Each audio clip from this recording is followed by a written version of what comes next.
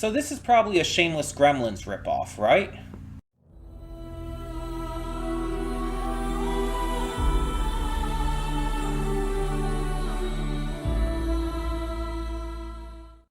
Hey everyone, welcome to Princess Gay. I'm your host Connie, and today we're here with Critters. This is a pretty classic horror movie. Um, I've seen what the critters look like, and that's all I really know about it. I don't know what the critters are. I don't know what they do. I've just seen what they look like. I also don't know anything else about this movie, like who's in it or whatnot. But there's I think two or three of these, weirdly enough. Um, and I've heard a variance of thoughts on them, on these movies. I've heard some people who say they're so bad it's good. I've heard some people say that they're just bad. I've heard some people say that they're actually good. It's really varied, and that basically means no fucking clue what I'm going to think of it. Mind you, I never have any clue what I'm going to think of a movie until I see it, because other people's opinions have very much not been the same as mine sometimes. Um, so yeah, I don't know what to expect, but I think I heard at one point that this was kind of like a response to Gremlins. Like Gremlins came out and did very well. It got this great response and everything, and this was kind of like a one of those knockoffs of it. But in a way, it kind of got its own cult following separately from Gremlins. I think that's what I heard. I'm not confident on that. I'm going to tell you right off the bat, I'm not confident on that, but I believe that's what I heard. Um, and again, I know what the critters look like.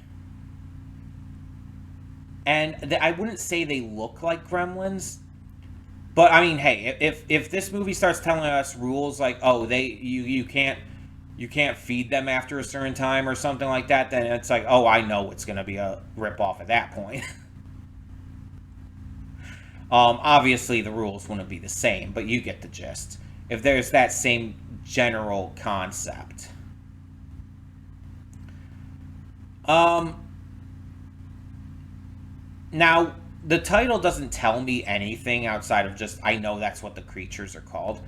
Because critters, it's is such a vague ass term for just anything, really.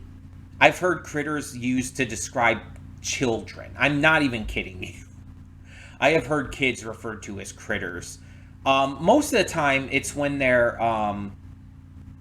kind of zany and wild and kind of crawling all over the place and being weird and stuff. That's usually when the term is used for them. But I've also heard the term used for animals. Again, though, usually animals that are skittering around, not I don't know, a Saint Bernard. I don't know why that's what came to my mind, but you wouldn't call a Saint Bernard a critter, but you would absolutely call a fucking Chihuahua a critter. It's it's a very specific kind of animal. Rats are critters. Rats are very commonly referred to as critters, for example. But you would never call a sheep a critter. No. And sometimes there's some fantasy and fictional worlds that use critters just to refer to as little creatures, animals, monsters, mythical creatures, stuff like that. They're sometimes referred to as critters. And on top of that, it's also used as a punny name for fans of Critical Role. So there's that too. But that's because Critical Role, critters, crit, with dice and all. It's a pun in that case, but it's still used in terms of the same word. But yeah, I'm very interested to see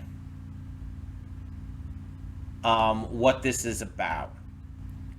and to see like what I think about it.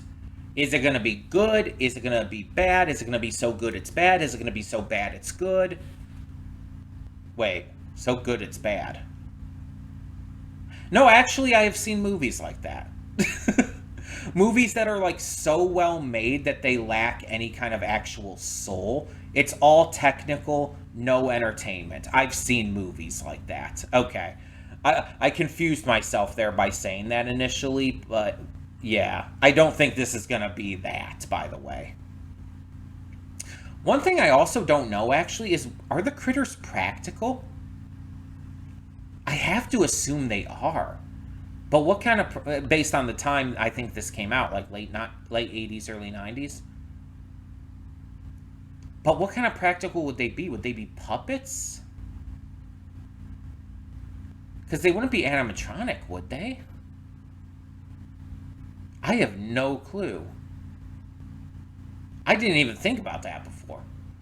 Like I said, I'm definitely interested in seeing. Um, I guess we should just get into this and find out. Hopefully I'm entertained by this at the very least. Let's see what we have in store and get right into it. Cutting in here real quick to remind you of all the awesome content we have on the channel. Between Monday and Friday, we have a plethora of awesome series reactions, with 2 on Wednesday. We also have movie reactions every Saturday and Sunday, as well as Let's Plays. We currently alternate between Horizon Forbidden West and Baldur's Gate 3 every day, as well as have Nier Automata on Saturdays. And don't forget to follow the link in the description below to today's reaction. I do redirect all reactions just due to copyright. And on top of that, please don't forget to like the video and subscribe to the channel for more awesome content like this. Thank you so much for tuning in, and let's get to today's reaction.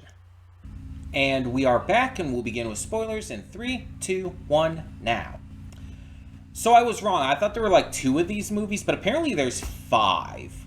I was looking things up in between, and yeah, there's 5 of these movies. The first one came out in '86, and although this has been compared to Gremlins, apparently the screenplay was in the works before Gremlins even went into production.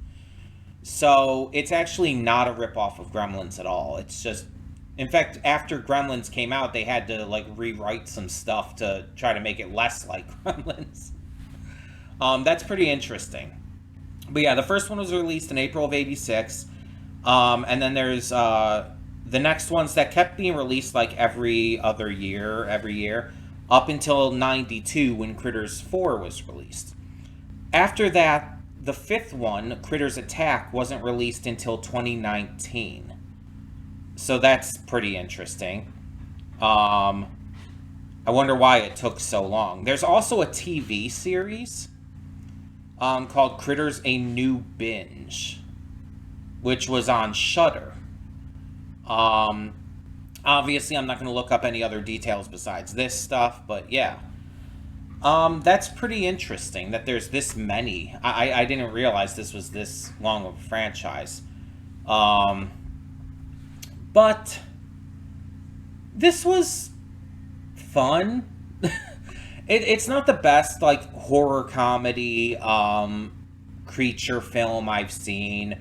It doesn't, like, stand up to something like Gremlins or whatnot, really. It has some good moments in it. I'll give it that. The creature effects are pretty good. I mean, the Kyoto brothers, it's what you expect. And, yeah. It was fun. I had no issue with it. A lot of it was super silly and ridiculous. Not surprised at that. I was not expecting the alien thing, but also specifically that opening sequence.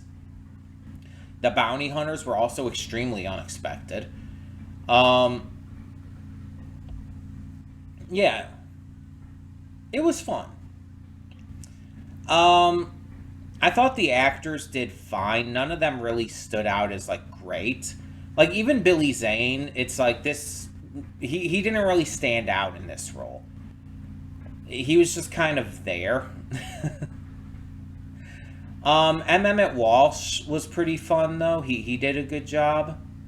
But just overall, it was just like they were good. Nothing amazing, nothing that great, but good.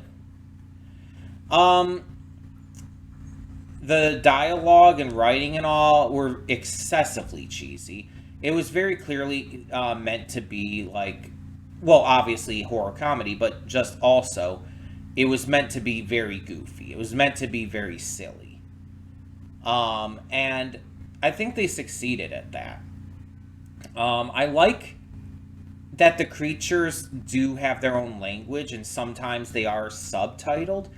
I almost kind of wish that we got to see more of their like actual planning, more of like their actual communication with each other. Because most of the time when they actually did communicate and we got the subtitled bits, it was like done for comedic effect and whatnot. Like the one shouting out fuck when the other one is blasted away. Fucking hilarious. Amazing moment. My favorite moment of the entire film.